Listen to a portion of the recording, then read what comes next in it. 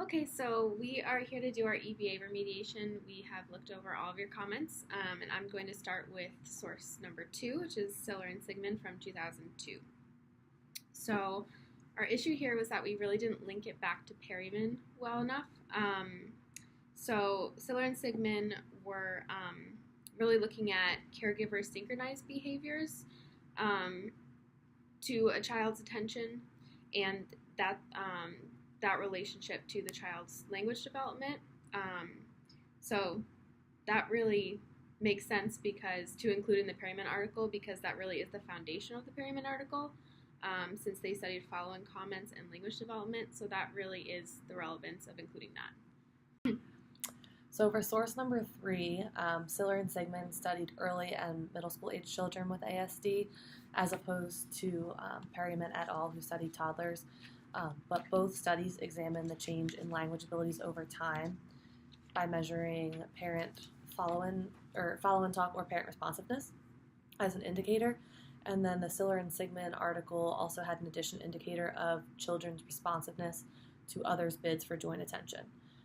So although Perryman et al. Specifically focused on receptive language, the Siller and Sigmund article is still relevant because it found that language acquisition was a collaborative process between the child and the parent, which is kind of what I meant by parent support in the original submission. And then they reported that language acquisition was improved with more parental responsiveness. So then Perryman et al.'s study went on to analyze the contribution of linguistic input on receptive language growth. Okay, so I'm going to move on to source number 4, which was a smaller edit. One of our sentences was just really unclear and didn't make sense. So pertaining to your comment, yes, really we were talking about the importance of joint attention for language development, not the other way around. That wouldn't make sense. So that was really just an oversight on our part. And then sources 5, 6, and 7 look fine, so I'm going to move on to source number 8, which was Akhtar et al. From 1991. So there are a few points here that we need to talk about. Joint attention, as you talked about in class, can mean many different things. We wrote about it just as sort of this general term, but it's really important to distinguish or to make the distinction that Akhtar et al. Did, which was between following the child's attention and redirecting the child's attention. That's really important. Joint attention can be broken down to those two things in terms of the study. So Akhtar et al. Were saying that there was greater vocabulary development at 21 months when following a child's attention, and then a negative correlation in vocabulary development when redirecting the child's attention. And then the next one was a statement that we wrote which said, language used to redirect attention does not support language development. You wrote that that was a really strong comment, which it is. We can't make such strong conclusions here. It really just doesn't support it as much. It's not what Akhtar et al. Were writing about. And then for the last comment, so we were really overthinking this last part, and we were attempting to be more specific about why the article is referenced exactly where it was, but we were not successful, and our connection didn't really make sense.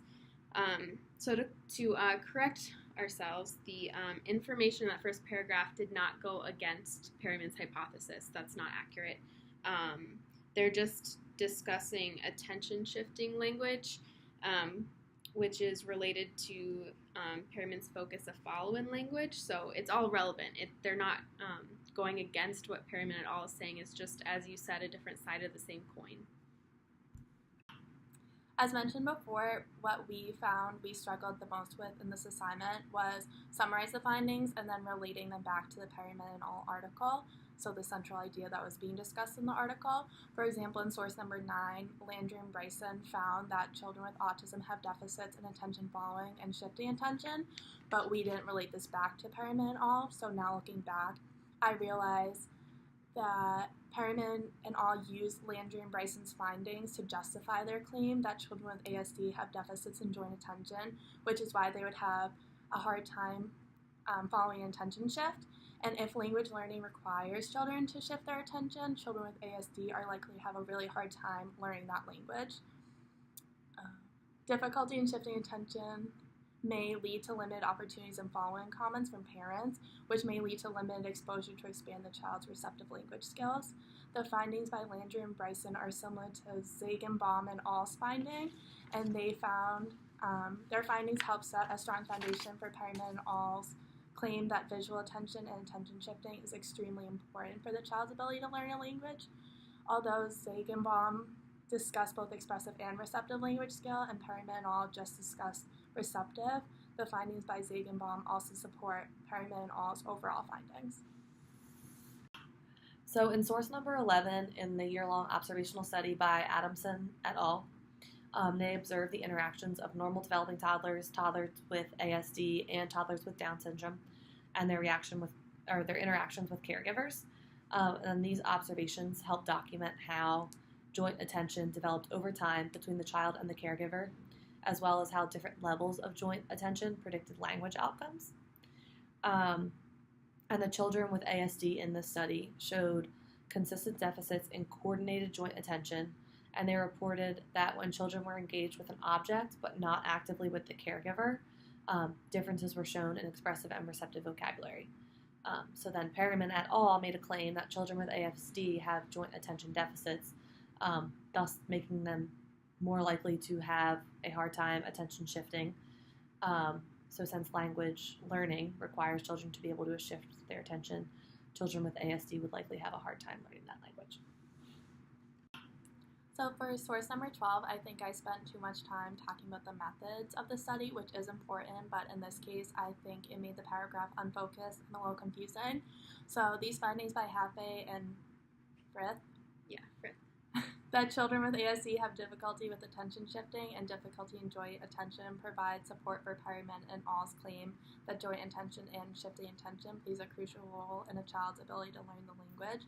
So Perryman and All believe if a child has impairments in joint attention and attention shifting, they'll have difficulties learning that language, and Perryman and All use Happe and Frith's finding as support for their argument. So for source number 13, Leakum et al. Aimed to examine the extent of difficulty that autistic children exhibit when sharing attention with others. Specifically, they examined how well children with autism were able to follow another's head-turning gaze. And this study was relevant to the Perryman et al. Study because it helps support the foundational point that children with ASD have been known to show delays in attention shifting when compared to typically developing children. And then I went on to make a comment that this helped strengthen Perryman et al.'s research by showing there was a foundational issue in receptive language, but in reality it just helped show the underlying deficit in attention shifting can contribute to children with ASD learning new words when they were required to attention shift. So the purpose of the Perryman et al. Is trying to figure out is if the attention shift is a contributor to children with ASD struggling with new words. So we thought that source number 14 was okay, and then moving on to number 15, Warren and Brady examined both the theoretical and the conceptual evidence for the effects of maternal responsivity on child development. They went on to explain how responsive parenting can affect a child's language development, noting that maternal responsivity plays an important role in both normal developing children and children with intellectual disabilities. What seemed to be most important was how much parental responsivity was the right amount. Having too much parental directive speech may hinder a child's ability to have a turn in a speaking conversation, and this is important for Perryman et al. Because they are studying parent following comments and receptive language ability. And the question that Warren and Brady pose for Perryman et al. Is how many following comments are enough and how many are too much. So for the comment on source number 18, you wanted us to summarize the findings, and I think our problem with this specific source was we tried to go into too great of detail, and it kind of made things more confusing instead of being more concise and just getting right to the point. So for this source, Landry and all found that frequent use of directives and communication opportunities led to children being more passive and less socially independent in their communication opportunities later in life. Yes, so we also wanted to quickly touch on the relevance for the Perryman et al. Article.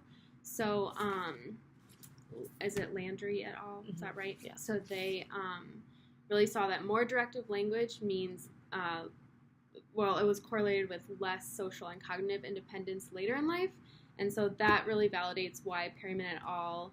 Would be looking at following comments specifically, just that other side of the coin of joint attention. Instead of using directives, using the Yeah. following comments. Exactly.